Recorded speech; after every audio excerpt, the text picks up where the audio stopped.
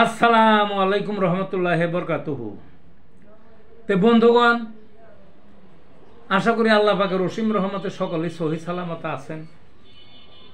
তো বন্ধুগণ, এখন আপনাদের সামনে যে বয়ানটা রাখবার চেষ্টা করব, বয়ানটার নাম হলো বেচারাম কেনারাম। অনেক কইবেন যে বেচারাম কেনারাম এটা আবার কি? এটা সেই আগের সেই উপন্যাসের ভাষায় দেখা যায়, সেইটা আমার না। বেচারাম কেনারামটা কি মানে যাদের বেচাও যায় কেনাও যায়, কোনো নিজের কোনো মানে কিছু নাই আর কি, নিজের কোনো কিছু নাই। তা আমাদের দেশের আমার কথা হলো, আমাদের যে গণতান্ত্রিক দলগুলো আছে, নাম গণতান্ত্রিক বিভিন্ন দল আছে না, এই দেশে তো প্রায় শতখানেক দল। দেশ ছোট্ট লেখব, রাজনীতিবিদে দেশ ভর্তি ঠাসাঠাসি, মেলা রাজনীতিকদের মেলা মিলছে, বুঝছেন না? ওই দেখছি 53 বছর 54 বছর শাসন, দেখলাম কিচ্ছু না, কিচ্ছু না।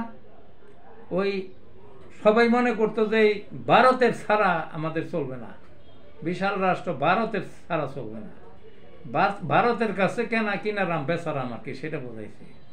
মনে হয় যে ভারতের সবাই বেচা দিছে। এখন শেখ হাসিনারে তারাইলো ছাত্ররা, অগণিত ছাত্র রক্ত দিয়ে তারাইলো।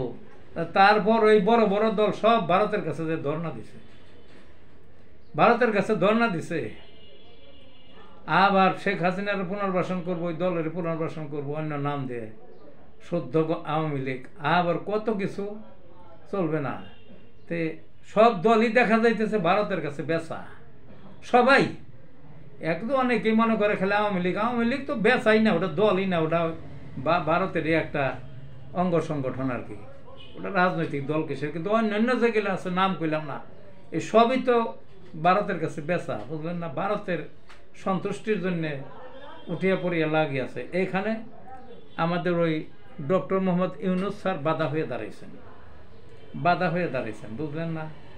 তার আমি লক্ষ্য করছি যে আমাদের যে ছাত্র সমাজ আছে, তারা যে এটা দল করছে, সংগ্রাম করছে, রক্ত দিছে, এরা ভারতের কাছে বিক্রয় নয়, এরা ভারতের প্রভাব মুক্ত চাচ্ছেন, বুঝলেন না?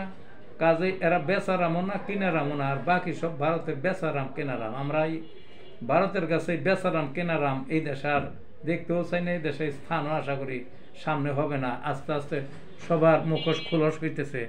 ভালো থাকুন বন্ধু।